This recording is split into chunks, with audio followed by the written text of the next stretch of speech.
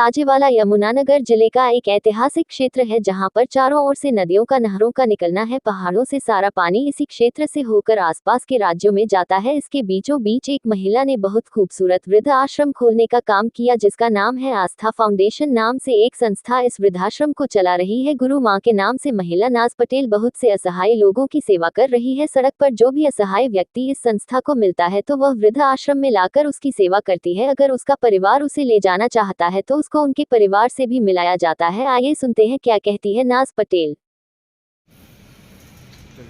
आपको ये तस्वीरें दिखा रहे हैं ताजेवाला, चारों तरफ नहरों के बीच में एक वृद्ध आश्रम खोला गया है और एक बहुत कम उम्र की एक महिला इस वृद्ध आश्रम को चला रही है। इनकी जानकारी लेते हैं, क्या मिशन है, क्या करना चाहती है ये एक युवा महिला और गुरु माँ के नाम से यह जानी जाती हैं। इनके विचार जानते हैं। जी नमस्कार। नमस्कार। सबसे पहले मैं अपना परिचय देना चाहती हूँ। मेरा नाम है नाज पटेल और मेरा एक एनजीओ है जो अवेस्ता फाउंडेशन के नाम से रजिस्टर है। हमारे पास 12A ATG हमारे पास 12A ATG सब है और पहला हमारा जो आश्रम है सेंटर है वो मुंबई में है। दूसरा हमने यहाँ ताजेवाले में खोला है। मेरा मिशन ये है कि मेरे आसपास जितने भी असहाय मजबूर लोग हों और दिमागी तौर से जो डिस्टर्ब होते हैं, जो सड़क पे घूम रहे हैं, अपने परिवार से खो चुके हैं, मैं उनको उठाकर लाती हूँ। उनका ट्रीटमेंट करवाने के बाद उनकी फैमिली तक पहुँचाती हूँ। अगर उनकी फैमिली ना मिले तो मैं उन्हें, जैसे छोटे बच्चे को अडॉप्ट करते हैं, मैं उन्हें लाइफ टाइम के लिए अडॉप्ट करती हूँ। वो जिस भी धर्म के होते हैं उसी रीति रिवाज से उनका अंतिम संस्कार करती हूँ। ये सेवा की प्रेरणा आपको कैसे मिली? इतनी कम उम्र में, लगभग आपकी उम्र 30 या 35 वर्ष होगी। ये प्रेरणा पता नहीं ऊपर वाले को मुझे देना था। ये करीबन जब मैं 16 साल की थी, ये तब बहुत पुरानी बात है। हमारे पड़ोस में एक अंकल रहते थे। उनको डायबिटीज़ था तो मैं उनको हमेशा खाना देती थी। एक साल पड़ोस में रहते हुए मुझे कहीं बाहर जाना पड़ा किसी काम से। एक हफ्ते के बाद जब मैं वापस आई तो मुझे पता चला कि उनकी भूख की वजह से डेथ हो गई। तो मैं डिप्रेशन में चली गई। मुझे लगा कि अगर मैं ना जाती तो वो नहीं मरते, पर सबका कहना था कि नहीं, ऐसा नहीं है। उनकी एज इतनी थी और वो बीमार इतने थे कि उनको जाना ही था।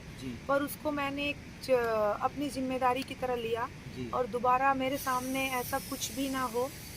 तो मैं ऐसे लोगों को ढूंढ कर मैं खाना खिलाने लगी, उनको कपड़े देने लगी। फिर धीरे धीरे जो मेरा मुंबई वाला घर है वो एक आश्रम में बदल गया। और फिर जब हमारे पास ऐसे लोग आते हैं जिनका आईडी प्रूफ नहीं होता, उनका अंतिम संस्कार करने में बड़ी प्रॉब्लम होती है, क्योंकि हिंदू होता है तो शमशान वाले नहीं लेते, मुस्लिम होते हैं तो कब्र वाले नहीं लेते हैं, क्रिश्चियन को ग्रेव वाले नहीं लेते हैं। तो फिर मैंने पौने 3 साल हो गए एक एनजीओ रजिस्टर किया है। लेकिन हमारा पुराना रिकॉर्ड है। हमारा वेबसाइट पे आप जाकर सब कुछ देख सकते हो और ऑनलाइन आपको सारा डिटेल मिल जाएगा हमारे एनजीओ का। तो बहन जी, यहाँ पर आपके पास कितने वृद्ध हैं और किस प्रकार से आपका यहाँ पे उनका पालन पोषण चल रहा है? यहाँ पर अभी हमारे पास 13 के आसपास सीनियर्स हैं। और वो सारे असहाय हैं जो दिमागी तौर से डिस्टर्ब हैं या फिर मतलब अपनी देखभाल नहीं कर पाते। और हमने कुछ ऐसे बच्चे भी अडॉप्ट किए हैं जो रहते तो अपनी फैमिली के पास हैं, लेकिन उनकी पढ़ाई लिखाई और उनके खाना पीना देखभाल हमारी जिम्मेदारी है, क्योंकि छोटे बच्चे की हम आइडेंटिटी डिस्क्लोज नहीं कर सकते। तो टोटल हमारे पास 20 लोगों के आसपास है और जितनी जल्दी हम इस सेंटर को बढ़ाएंगे और ज़्यादा लोगों की सेवा करना है। मैंने अपनी पूरी लाइफ सेवा में तो कैसे मैनेज कर पाते हैं आप? खर्चा भी होता है इस चीज़ में, पैसा भी लगेगा? जी बिल्कुल, पैसा तो बहुत लग रहा है। थोड़ा बहुत लोगों से कभी किसी से राशन, किसी ने कैमरा लगा दिया, किसी ने कुछ भी, मतलब जो जरूरत का सामान है थोड़ा बहुत दे दिया। हाँ, लेकिन इतना नहीं है कि सेंटर पूरी तरह से चल जाए। जी जी तो जो भी होता है, क्योंकि हमारे पास स्टाफ भी है, जी जी 3 स्टाफ है जी और एक और अभी रखा है, 4 हो गए हैं। जी जी तो इन सब के लिए सैलरी भी देना पड़ता है, जी जी हॉस्पिटल वगैरह भी आना जाना, बहुत सारे खर्चे हैं। जी जी मेरा एक छोटा सा बिजनेस है, जी जी बाकी सब उससे पूरा होता है यहाँ वाले से। किस प्रकार का बिजनेस करते हैं? ये पॉपुलर और सफ़ेदे का है, जो जी। मैंने कुछ पैसे इन्वेस्ट कर रखे हैं। जी जी मुझे तो ज़्यादा कुछ करना नहीं होता है। खुद की बस जमीन खरीदी हुई है आपकी?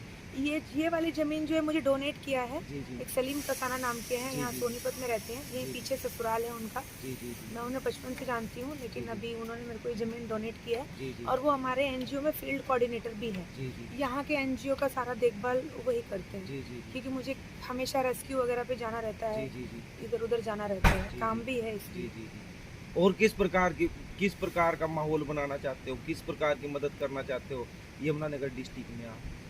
मैं तो सबसे पहले तो मैं चाहती हूँ कि जहाँ तक मेरी पहुँच हो, जी वहाँ तक मैं सेवा दूँ, लेकिन उसके लिए लोगों को मेरे साथ जुड़ना पड़ेगा। जी जी क्योंकि सबसे पहला कोई एक मन में इच्छा होनी चाहिए, जी लोग जुड़ जाते हैं। तो जी। मैं उस इच्छा के साथ मैं यहाँ पर आई हूँ जी और मुझे उम्मीद है कि बहुत जल्दी लोग जुड़ेंगे। जी और मैं कम से कम इस जगह पर मैं 500 लोगों को छत और सहारा देना चाहती हूँ। जी क्योंकि लोग क्या करते हैं, जिनके बच्चे नहीं होते वो छोटे बच्चों को अडॉप्ट कर लेते हैं, जी जी किडनैप करके अडॉप्ट कर लेते हैं। लेकिन हमारे जो माँ बाप बुढ़े हो जाते हैं उनको घर से बाहर निकाल देते हैं, जी जी उनको छोड़ देते हैं। जी तो मैं एक कॉन्सेप्ट लाना चाहती हूँ जिसमें हम बड़ों को भी अडॉप्ट कर सकें। जी जी खैर उनकी इच्छा नहीं, पर मैं तो करना चाहती जी। हूँ। तो मुझे आप सब लोगों का सहयोग और साथ चाहिए, क्योंकि एक अकेला थक जाएगा, जी, साथी जी। मिलकर हाथ जी, बढ़ाना। जी, जी। तो मेरा तो बस इतना ही कहना है। तो क्या थैंक यू। अपील क्या करना चाहते हो आप इस मैं डिस्ट्रिक्ट यमुनानगर के नेताओं से, समाज सेवी लोगों से?